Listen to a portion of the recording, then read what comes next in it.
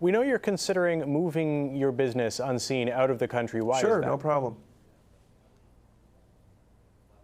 Well, because our customers are asking for it. They're demanding us to move out of the country. They don't trust things in the U.S. anymore.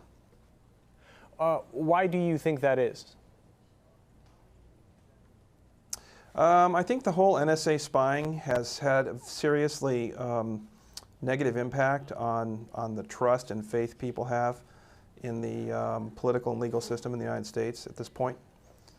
I think that people are looking at moving themselves, their assets, and their information offshore. In one of your previous interviews, you had said that you feel the U.S. could turn into electronic prison. Can you elaborate on that a little bit?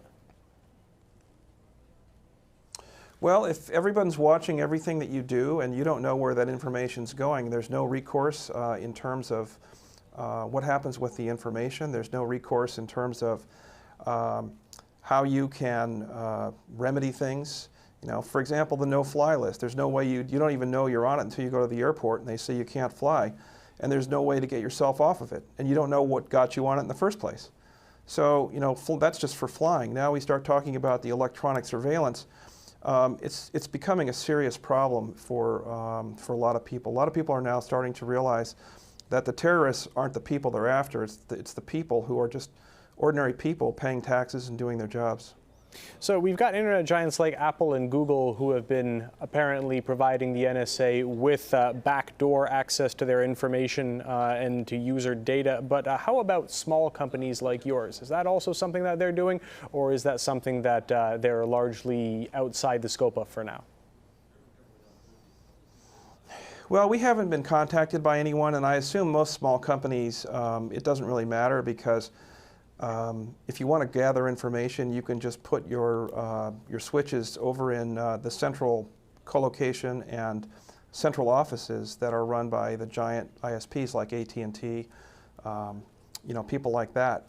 So they can gather up all the emails and things like that, go through the central servers. The largest services, they've actually integrated some of their things with the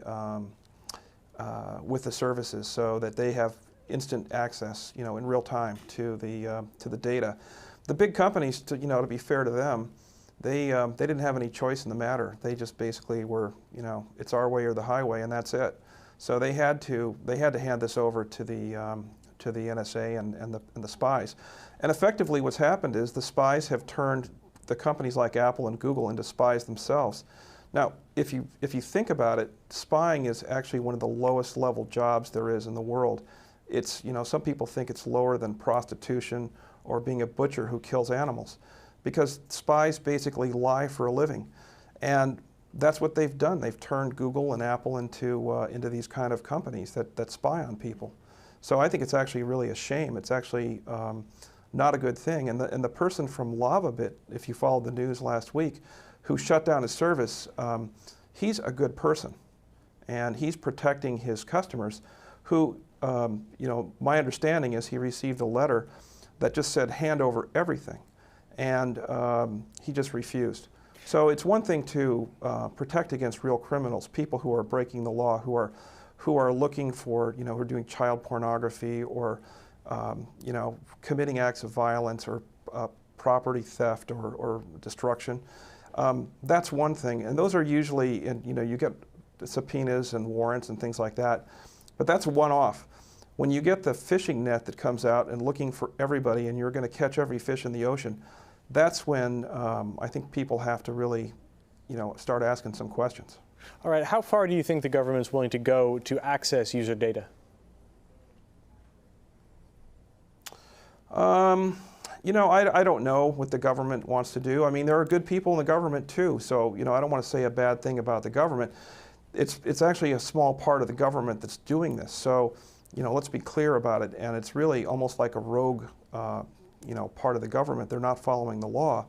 And so the question is, you know, how far will they go? Well, you know, they have assassination squads who do wet work and kill people for spying. So, you know, that's as far as I've heard people go. I mean, you know, what happened to Andrew Breitbart? You know, was he murdered? I don't know. The person who was the coroner ended up dying of poisoning a few months later when he was going to turn in his report. So, you know, hard to know. All right, well, let's kind of stray away from the conspiracy theories, but one more question. President Obama has said that some privacy could be breached in order to provide security. Where do you think privacy rights are headed in the U.S.? Where they're headed in the U.S., I don't think they exist anymore in the U.S. That's what I'm hearing from our customers. They are, they understand that it's not just a privacy breach. It's like the whole dike has just been completely excavated and the ocean's been pouring in. So, this has been going on for a long time. I know for a fact, a company I had that went public back in 1998, in 1997 we went on a tour of the co-location facility. That's the place where we host all the servers. And the person who was giving the tour said, "That's the NSA room." I said, "Well, what are they doing here?" And he said, "They're collecting every email and website visit that comes through here." So that's been going on since 1997. So it really doesn't have anything to do with security. They're trying to make it pretend like it does, but they've just been doing this forever. So it's not like, and maybe there are some security reasons. I don't know the whole picture. Of course, I'm not a spy and I don't have access to that information. And I'm sure there are good people in those agencies who think they're doing something that's right.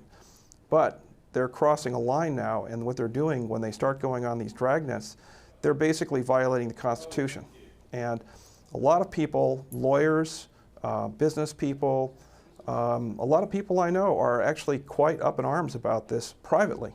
They haven't come out publicly and said, we're going to do something, strong about this, but they are not happy with it. What's your and a lot of those people are customers. We just got a customer today who's a cardiologist. What's your attitude toward Edward Snowden's leaks? What's your attitude toward Edward Snowden's leaks about the NSA's global surveillance? Well, I think, I do think Edward Snowden is a legitimate whistleblower. I do believe that. What he leaked, I don't think there's anything in there that anyone who's been paying attention for the last 5 years thought was really earth-shaking or new. Most people understood that there was data collection going on in co-location facilities and through the largest companies. The Apple, the fact that Apple recently joined, that happened after Steve Jobs died. I'm sure Steve said, "No, we're not going to do it." And, but the new regime there has changed their mind, apparently, and they joined PRISM. So, where does it end? I don't know. I think it's going to, at the rate things are going, they're going to be spying on your PlayStation 2, the video camera inside your TV set. They can turn all that stuff on, remotely. So I don't even think there's any, your personal property doesn't matter.